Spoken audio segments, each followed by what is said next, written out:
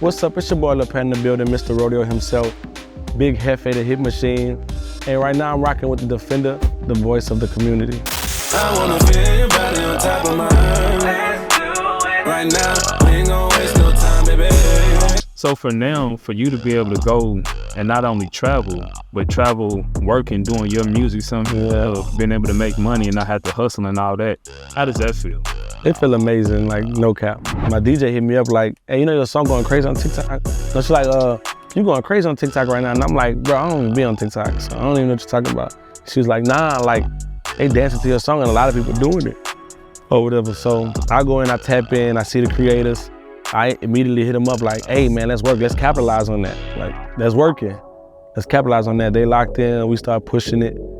And then a few months later, the radio picked it up. You grew up in New Orleans? Yeah. Up in New Orleans. Uptown Leavenworth.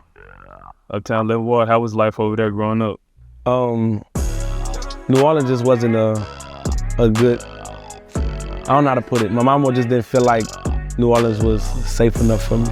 When you was 11, Katrina happened. Yeah. And then Katrina was kind of like that movement from you to move from New Orleans to Houston.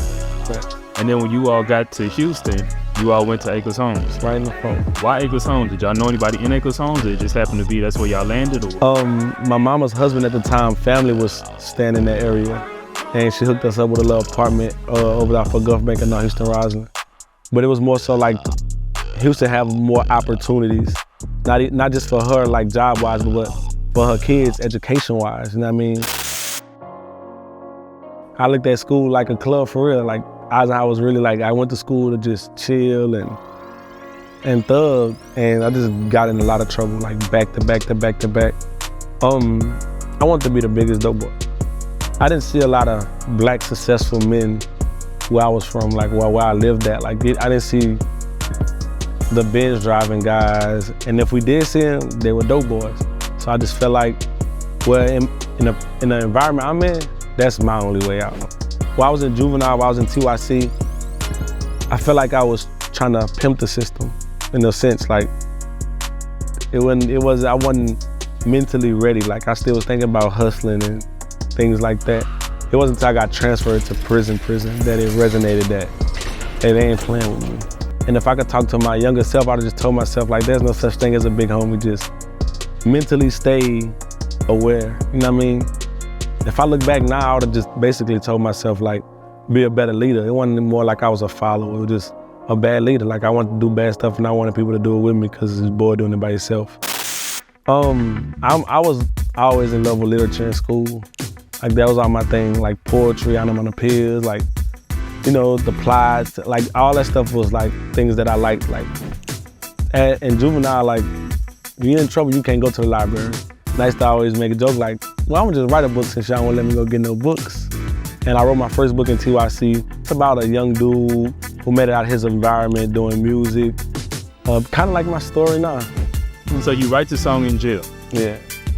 Come home, start kind of pushing the song? No, I didn't even finish the song.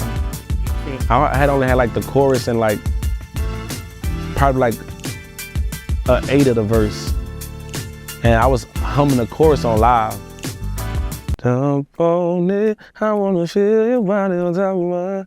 Somebody commented like, you need to make that a song. I was like, well, I ain't got no other song I was finna put out. You know what I mean? So I'm like, let me try to see if I can. When they first heard it, like when the beat first came on, it's already a challenge. It's already like, you better kill this or I'm gonna talk bad about you. Like, that's what other people tell me, like. And then it's like, once they heard it, it was like, for real. Like, I haven't gotten no real bad review. If you listen to my version, I say jump on it, because I never knew he said if you're horny.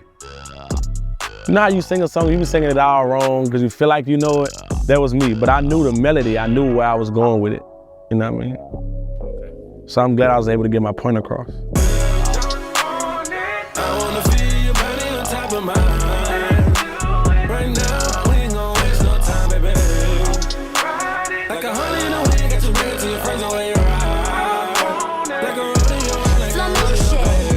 What was the motivation to sign the deal then?